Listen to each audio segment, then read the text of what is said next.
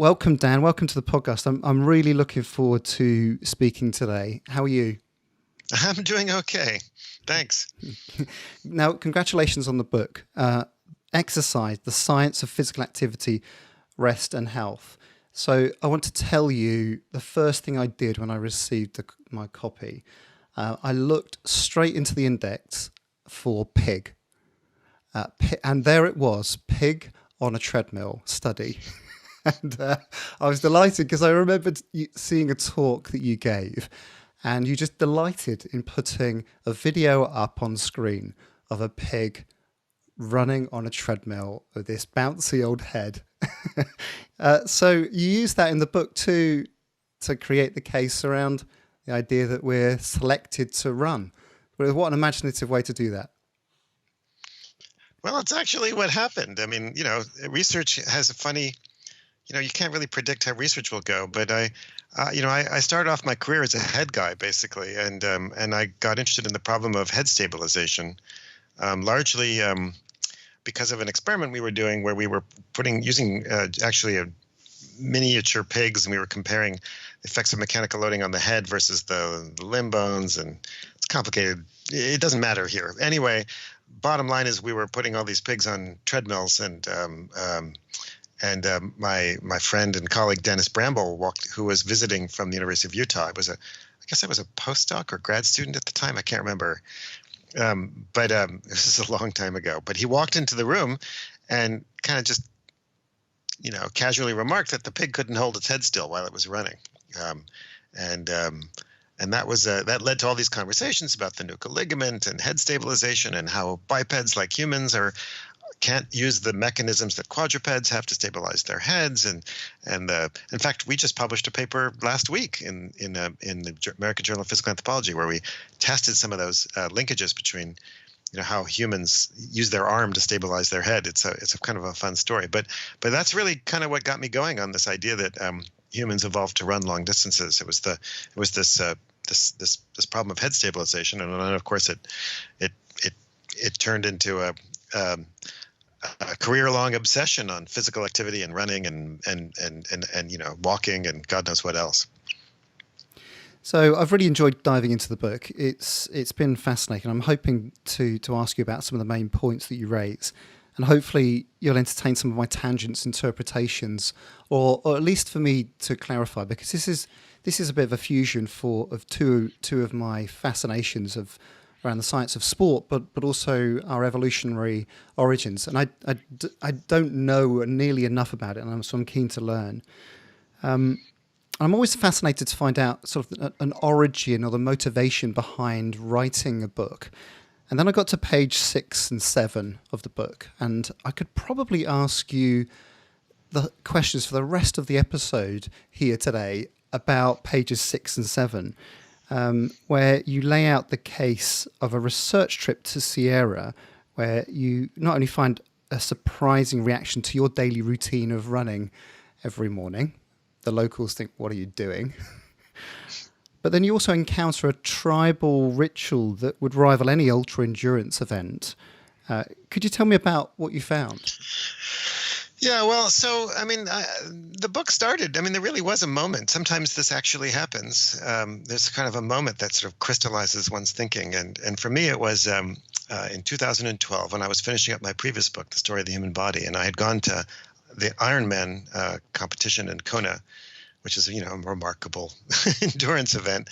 And then a few weeks later, I was in the Sierra Tarahumara, collecting data, biomechanical data on running by the Tarahumara Native Americans, who've become very famous for their long distance running in all kinds of actually abstruse and incorrect ways. But anyway, and I was being a good anthropologist, and I was collecting data, and I was setting up these little tracks and having people run on them, and I had my list of questions I was asking everybody, and there was this. I had a translator because I don't speak Raramuri, which is the native language. And we were in really remote areas. Really remote, sleeping on the floors of pueblos and stuff like that. And there was this elderly guy I remember interviewing who I had been told was a very famous runner. And later actually got to see him running in one of these races called Aurora Hippery. But at the time I didn't know him from Adam, and I was just talking to him. and asking him the usual questions. And I had been having trouble with almost everybody. One of my questions was, how do you train? And nobody seemed to be able to answer the question. And the translator I was working with was really struggling to try to figure out. And so he was explaining how, I go for a run every morning. And this elderly fellow just looked at me and he said, why would anybody run if they didn't have to? He didn't need a translator to hear the tone of his voice. And I remember kind of laughing at embarrassment, but realizing that, of course, just like reading is a modern thing that nobody ever used to do, or, going to school. And, there's so many things that we do today that are modern and abnormal. And exercise is really one of them. People were always physically active, but doing discretionary, needless physical activity for the sake of health and fitness, which is what exercise is not something that anybody did until recently. And that was really the moment when I really thought, my next book should be a natural history of exercise and just how weird and strange it is. Yeah, that is a real theme. Just weird. You use the weird word quite a lot, just to remind us that this isn't a usual thing. This isn't in our history. This isn't something that you could track all the way back. But it's interesting that you found it as a ritual. This long 80-mile run that people did, and you found some remarkable similarities with rubberized shoes, sports style drink, and some interesting sort of chants, breath and soul, which you could almost imagine if you looked at sort of just hearing somebody cheer somebody else on, you could hear "stay relaxed" or "dig in, stay strong." You could hear similar sorts of chants, couldn't you? Well, we like to, there's this what I call the myth of the athletic savage. This idea that we're, somehow, people who are, not contaminated by civilization are these amazing athletes. And if we didn't have Gatorade or I guess you have Lucozade in the UK or fancy shoes and Garmin watches and all that stuff, we'd be able to get out of bed and run an ultra marathon easily. But people are people, and yeah, sure, the Tarahumara don't have the kind of commercialized, industrialized, medicalized sort of approach to exercise and sports that we do, but they're human beings just like us, and they have the same, they're scratch anybody, and they're basically the same underneath, and so they have their own form of Gatorade. It's just they don't pay for it; they make it themselves, and they have their own form of cheering each other on, and they don't have prize money, but in the same way we do, but they bet voraciously on these races, and so we like to kind of otherize them, but we're all kind of the same, and I think and I think there's a lot to be learned from that although physical activity is old and ancient, we've been doing sports and play and all that in every culture, not to get exercise, but for other reasons, and I think that's an important thing to remember. We often equate sports and exercise, but I think that's a bad equation. That's a bad relationship. Sure, people do get exercise sometimes playing sports, but that's not why most cultures engage in sports. In fact, I should say all cultures engage in sports. Okay, so did you ask them when they said, why would you go out for a run if you didn't need to? Did you ask them why they undertook this ultra endurance event? Well, I mean, yeah, it took me years to kind of figure it out. But basically, the reason the Tarahumara do this amazing run, and by the way, most of them don't do it. Only a few of them do it. So we also have this false notion that it's just like all of them. But it's actually a small group of individuals who are the main runners, and everybody else supports them, just like in America or the United States or the UK or whatever. But the reason they do it, I think, is because it's a form of prayer, and the Rara Hipari actually to them is a prayer to their god, whose name I have a difficult time pronouncing properly, but Oronuame I think is roughly the correct pronunciation, and it's a sacred journey for them, and actually if you look at throughout the New World, pretty much every Native American peoples have forms of long distance running that have spiritual dimensions, that are forms of prayer. They run because it matters to them, and some of us do the same thing, right? I'm not sure for me running is a form of prayer, but that there's certainly a spiritual dimension to it for me. And I think it's one of the reasons why so many people feel so strongly about their running. Yeah, okay. So I'm hearing the Australian walkabout, almost self-discovery piece there in terms of connection. And I suppose one of the unexpected experiences, having got a bit older and got a bike and cycling with friends, is discovering my landscape, discovering where I live, as opposed to driving to work or driving to the shops, driving to destinations to serve a purpose. I actually feel more grounded and connected with the place that I live because I've ridden the roads, I've experienced the topography of where I live. And I'm trying to relate a similar sort of experience there. Oh, absolutely. And I think I think that in a way, actually, I mean, there are all kinds of adaptations that we have for that. And one of them, I think, is actually the runner's high. So, that's caused by, we often mistake the runner's high for the kind of sort of endogenous opioids and other kinds of neurochemicals that our brains produce that kind of delete pain, etc. But really, the true runner's high is called by endocannabinoids, which heighten your sensory awareness. And if you ever had the experience of having a runner's high, you know that your sensory awareness of your environment is just heightened, right? The trees, the path, the road, the sounds that you hear. And I think that may be an ancient adaptation to help hunters and interact with their environment as they're hunting and picking up clues and cues and as they're trying to track animals. Or to just make it less painful because it's going on for quite a while. Yeah, well, those are the endocannabinoids. Those are the opioids too. That certainly blunts the pain. That's for sure. You make you quite an interesting point. You talk about the work of Richard B. Lee and others that highlighted the duration of hunting and gathering, those activities. And correct me if I'm wrong, or I certainly the way I interpret the section here was that previously those activities have been compared to modern endurance running and events as explanatory as to why we have evolved certain characteristics and so on, such as sweating, which you make the case for. But you dig into this a bit more by actually twisting this round a little bit to show, well, the pace and the intensity is relatively low, perhaps unexpectedly. They're not going out for a tempo run when they're doing when they're hunting. But also the rest of the day is relatively sedate, and they spend a lot of time sitting.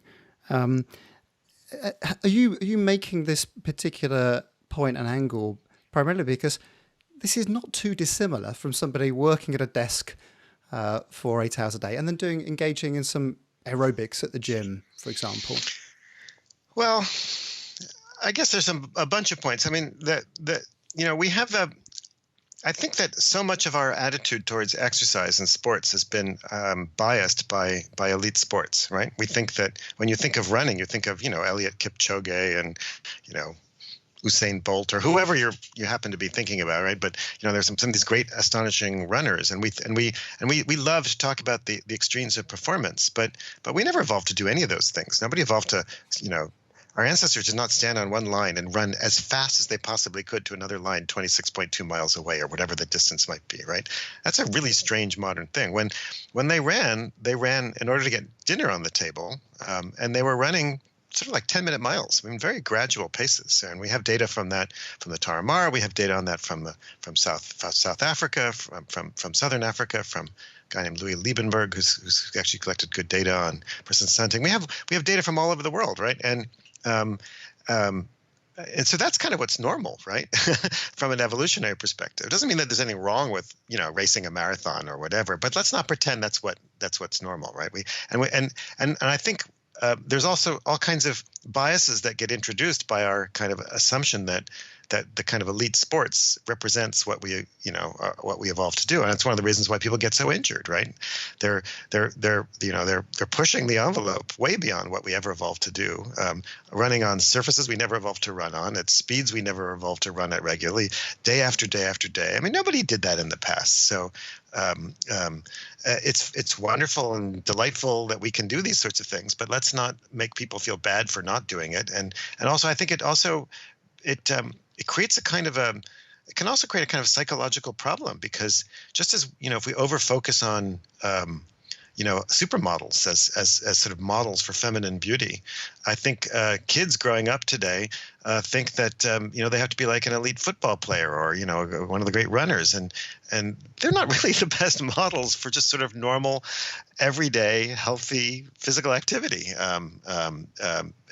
They're really more entertainers, actually. I certainly that's that sense of the fact that we've become overly prescriptive, or that we don't like too much change, for example. So you mentioned Kipchoge and the Sub 2 project. Well, we don't like that. As if the marathon has got some sort of history and prestige because of the way it's previously been run. But the little bit on the end, the 0.2 miles, that was stuck on there because it was more convenient for the finish to be where the Queen was at the Olympics. That's right. Yeah.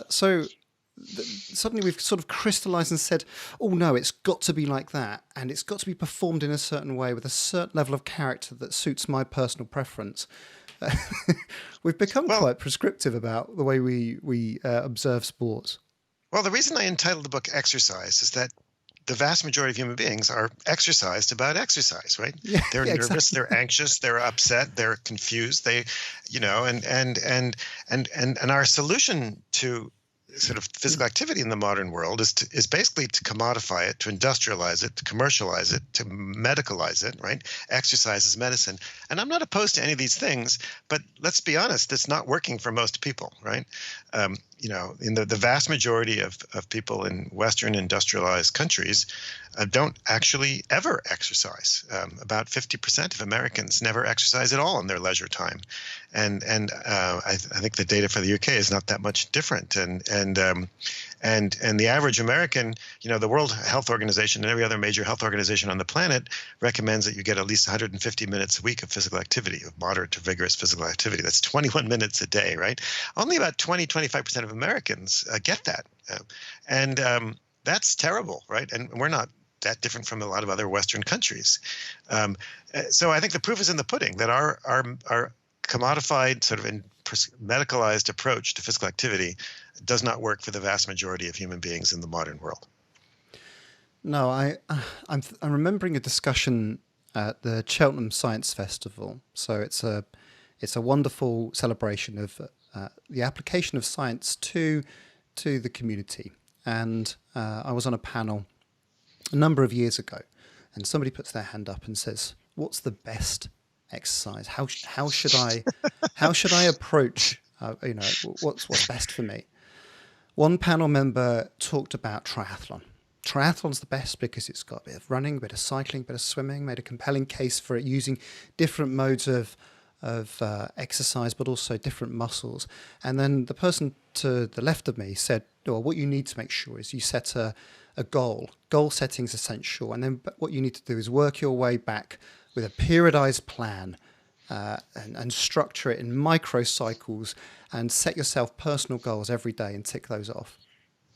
And I said, do something that you love, mix it up every now and again, and try and do it frequently with friends.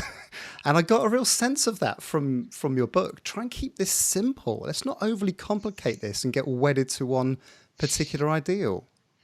That's right. Well, you and I are on the same. I mean, part of the book is a reaction to this medicalized, prescription-based, commodified. Let's be honest. Triathlons are very expensive. Most people can't afford the bikes and, flying to Hawaii or whatever it is. They're like 800. I don't know what the entry fee is for some of these Ironmans, but it's incredibly expensive. I mean, it's mostly millionaires who run Ironman. You're not your average people in terms of their income. So, it doesn't have to be complicated. I mean, the fact of the matter is that human beings evolved to be physically active for two reasons and two reasons only.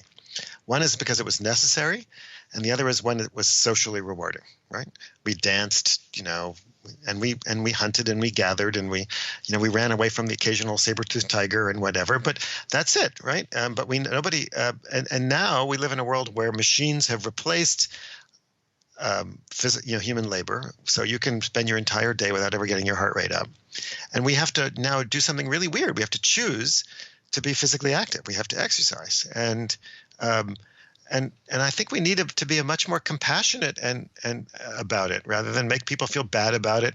And also we need to be honest to folks. The idea that there's an optimal form of exercise is farcical. Of course, there's no optimal form of exercise. If you're not exercising, anything is better than not doing it at all, right? And if you do a bit more, that's good, and mix it up is a bit fine. But your grandmother knows that, right? Who doesn't know that, right? And yet people constantly asking, what's the optimal form of exercise? And it depends. I mean, how would anybody know? It depends on whether you're old or young, or you have an injury, or whether you're worried about heart disease or Alzheimer's or osteoporosis. I mean, it's farcical to think that you could come up with an optimal form of exercise. Yeah, I love that. I think it's so important for people to hear that as a message, and I think the broad but also historical approach will really help people in the sense that to deal with some of these fads. To deal with this warped view of what we should be doing, foregoes and skips over where we've come from. I think that's really important. I mean, I could probably have made a lot more money if I had written a book, say, with 7 steps, to use evolution to make you, some kind of paleo fitness kind of book, right? I probably could have sold more copies of the book because people just want to be told what to do, and we're conditioned to that. But the book is really a reaction to that approach to exercise and physical activity. Could you do that? That would be a really interesting experiment where you have the same content, but it's branded paleo fitness, and you've got exactly the same contents in there. Yeah, well, I don't think it would work too well. I really enjoyed the chapter on fighting, and that was really interesting because I think speed, strength, endurance, we sort of do quite well with the endurance, the speed not so much, and so on. But I was fascinated by the chapter on fighting, which combined your exploration of the physical and the psychological. So physically, we might not compete with some of our ancestral cousins. Psychologically, we've stepped away from, in groups, certainly what was, well, it still persists, of course, but we've adapted or we've grown other aspects of our psyche where there's aggression and hierarchy from our chimp cousins through to consideration, through to altruism and that cooperative approach. And I was fascinated by the fact that one of the themes and ideas here was that it links to bipedalism. And I was wondering if you could tell me a little bit more about that in terms of some sort of link to our ability to hunt. And I'm getting from that a sense of our capacity to work as a team. Yeah, well, it's a complicated story, but basically, as soon as we became bipeds, we became slow. If you only have 2 legs to push off the ground, half the cylinders is having 4 legs, right? So we immediately became easy pickings for any carnivore out there who wanted to eat us, right? But it gave us, as Darwin himself argued in The Origin of Species, it gave us the opportunity to use our hands for tools and weapons. And that took, a few million years after bipedalism evolved for stone tools to start being made. And we're not really quite sure when real serious lethal weapons were invented, but that changed everything, because all of a sudden, once you have weapons, right, you change the dynamics of how we fight. And humans still fight. It's not hard to open a newspaper today and see, all the fighting that still goes on. We fight in all kinds of different ways, but we fight in complicated ways, and we have aggression, but our aggression is both proactive and reactive. So proactive aggression is very different from reactive aggression. Reactive aggression is just the kind of road rage. When you immediately just get upset by something. Where you just slap somebody back because they took your sandwich or something like that. And all creatures have a lot of reactive aggression. Proactive aggression is premeditated and planned, right? It's warfare, or it's, for that matter, a football game is a kind of proactive aggression, right? And especially American football game, right? But I think that we evolved to fight in different ways, sports evolved, I think, as a ways to teach children not to be reactively aggressive, to be a good sportsman, and it also enabled us to change the kind of dynamic. So no longer is it such the case in human evolution that the biggest, strongest, largest guy always wins, right? If you have a bow and arrow, that changes the dynamic totally, right? David and Goliath, right? And so our relationship to fighting, there's been selection in humans we still fight, but we fight in a totally different way from other animals, and I think that sports evolved not so much for exercise, but as a way to teach us to fight in ways that we consider socially acceptable in our kind of cooperative societies. So. I had really a lot of fun writing that chapter, but it's not a simple argument. I don't think I've done it justice right now in terms of explaining it. But hopefully the chapter does a better job. No, and I think that it's interesting, and I remember reading some work of Frans de Waal and Richard Wrangham, who you cite in the book, and Steven Pinker about our human brain pulling us in different directions, that we are naturally hardwired to compete, to be aggressive, to seek power, and that's perhaps testosterone driven versus sort of the bonobo ape type approach, which is a little bit more love, a little bit more cooperation and altruism, and we might be somewhere in the middle.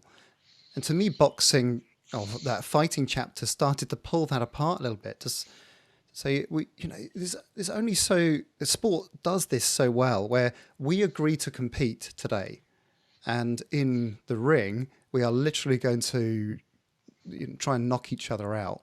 But at the end of it, we'll touch gloves and we'll respect and bow and say nice things about each other in a very friendly but sort of camaraderie-based activity, which seems bipolar in some ways.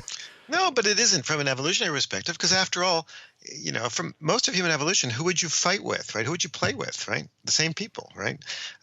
You can't get away with, if you, in terms of sports, right? You might have combat with others, right? With other groups, other species, other whatever, but that would be totally different. So we play and fight in terms of sports in order to teach each other social skills, to teach each other how to control our reactive aggression, but also to train each other and to give each other the combat skills necessary for other forms of aggression that were important for human survival, proactive forms of aggression.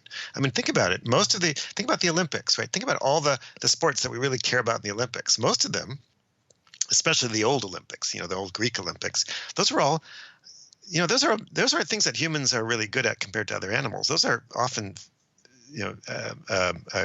characteristics that are really important for warfare, right?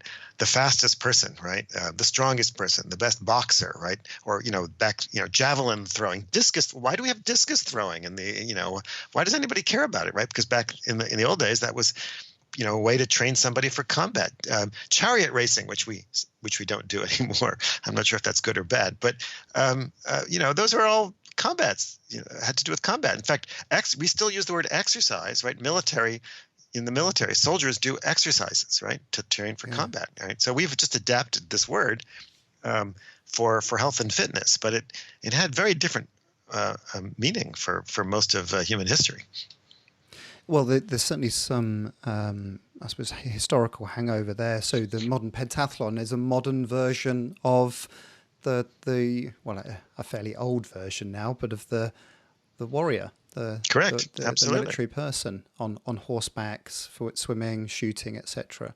Yeah. Or the biathlon in the Winter Olympics, right? Yeah, absolutely. Ski and shoot. Well, they had town planning in the Olympics at one point. I'm not quite sure.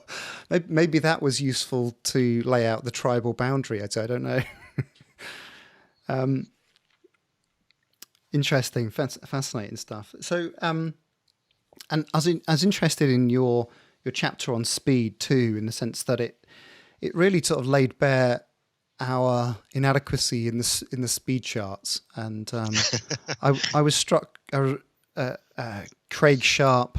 I don't know whether you know of Craig. I knew Craig Sharp. What a wonderful person. Oh yeah. So Craig set up the British Olympic Medical Centre where I met your collaborator Rob Shave, and Craig would come in and regale us with stories. But he would insist on sharing insights from comparative physiology, anatomy, and psychology. Right.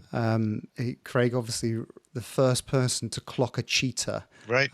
In Kenya, and he was quite keen on broadening our perspectives to say, look, we don't watch kangaroo jumping, but they are way better than long jump in humans. We don't watch the Arctic tern fly from pole to pole, sleeping on the wing, feeding on the wing. We have this interest in human performance because it's more about the endeavor, which I was really struck by. But it was an interesting perspective that we aren't particularly quick, but we do prioritize that as a real event. It's something that in sports we really look for, we prioritize, and we celebrate. Right, and think about it, because normally humans don't race kangaroos, or for that matter, cheetahs, for good reason. But we race each other in war, right? Think about Achilles, and Hector chasing each other around the gates of Troy, right? I'm not quite sure exactly how long that race was, but there's a reason we care about higher, faster, stronger. Those are the characteristics that may not necessarily have been most important in the Paleolithic, but they certainly became important after the origins of civilization and when we started having fighting. But if you're a hunter-gatherer, what really matters is endurance, and too much strength as a hunter-gatherer is a problem. Hunter-gatherers aren't particularly fast; they don't need to be. So a lot of the characteristics that we really kind of care about the most are really very recent, very recent in our history. And can I ask you about the sort of final few chapters then? How to make exercise happen. It's brilliant because it starts with referencing Bjorn Borg's high performance underwear. So that's just worth noting. And you, there's a little bit of witty sort of tease all the way through, which I wrote several of them down. They're brilliant. How exercise became weird, talking about rodents in gardens, and it makes the read so much more enjoyable because of that. So thank you. But sorry, I was asking you a question. How to make exercise happen? You've gone really broad, back in time, thinking about who we are, where we've come from, what we can and can't do. And your first base is exercise is bizarre, modern, and optional, which I thought was great. That's just a solid reminder. Just get over yourselves a little bit. And then you make some suggestions about necessity, fun, and I'm hearing also starting young. Could you tell us a little bit more about your sort of overarching thoughts? Well, I mean, so the last section of the book, I wanted to apply the sort of evolutionary anthropological approach to the modern world, right? And so, because, what's the point of the natural history apart, well, one of the points is that I think it can help us do a better job about thinking about exercise and thinking about how to encourage each other. And again, going back to very simple basic principles, we can either make it necessary or we can make it fun, or ideally make it necessarily and make it fun, right? Which I think is the best thing to do. And so that means we have to get away from the current model of medicalizing and commercializing exercise. It's not sufficient. And the literature is just filled with failed efforts to try to get people to be more physically active. I mean, it's one of the most depressing bits of literature to read. Study after study after study has tiny little effects or no effect. It's really hard to get people to exercise. And so I actually started that chapter off. I was doing some research on this, and I was kind of thinking, well, what if we force people to exercise? Just the way we do in school, right? We make kids exercise, and we don't do as good a job of it as we should. And I've been trying to get Harvard to restart a required physical activity for university students, but that's an uphill battle at the moment. But I came across the Bjorn Borg company in Sweden, which is the only company in the world, to my knowledge, that actually requires all of its employees to exercise. So I just had to go. I emailed them, and they invited me to come. And before I knew it, I was in Stockholm, and I participated in it. And they gave me full reign to go around that place, and it was fascinating. Not everybody likes it, but and not everybody would do it if they weren't required to. But almost everybody agrees it's a good thing. So the question is really, how, that's not going to really happen. Most companies cannot and will not, and maybe in some countries it may not even be legal. And I'm not really a fan of sort of forcing people to do things. So how can we do a better job? And so that's really what this chapter is about: ways to use these kind of evolutionary principles to kind of rethink in a different way how to make exercise both necessary and fun. And I think the key really is to make it social. And I think we should treat exercise like education. I mean, think about education, right? We never evolved to read. Nobody until a few thousand years ago read anything. I mean, reading didn't exist, right? And now we think, and until the Industrial Revolution, universal literacy was also kind of just unimaginable, right? So now we think everybody should learn to read. And we make kids go to school, and how do we do that? We make them, we make school necessary, but we also try to make it fun, right? Although during the pandemic, it's become a hell of a lot less fun for kids, and we're very aware of that, right? And it's fun because it's social, right? There's games and sports and play, and there's music, and there's theater, and etc. And there's also, you see your friends in school and all that sort of stuff.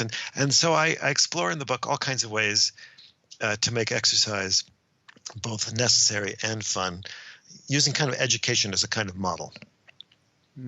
And I was really struck by your reminder that we've got to work perhaps disproportionately harder to make it non-judgmental, because I guess when we're participating in, whether it's online turbo trainer, Zwift, meetups, you start competing to a certain extent.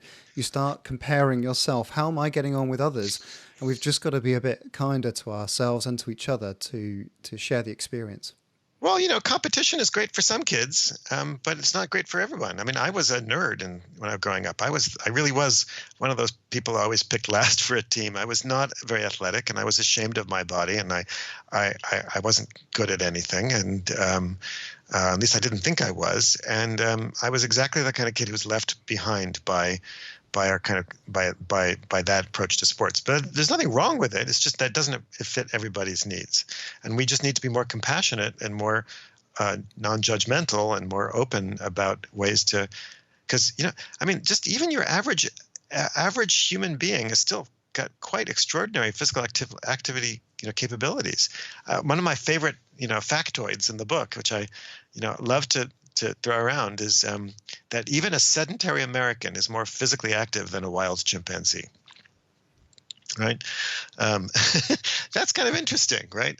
We're and so basic stuff that people do, doing gardening and shopping and walking around. Well, that's all physical activity, and it matters, and it's important, and we should celebrate those things just as much as we celebrate being able to run 100 meters as fast as you can, and so on. There's so many ways to encourage people and help people.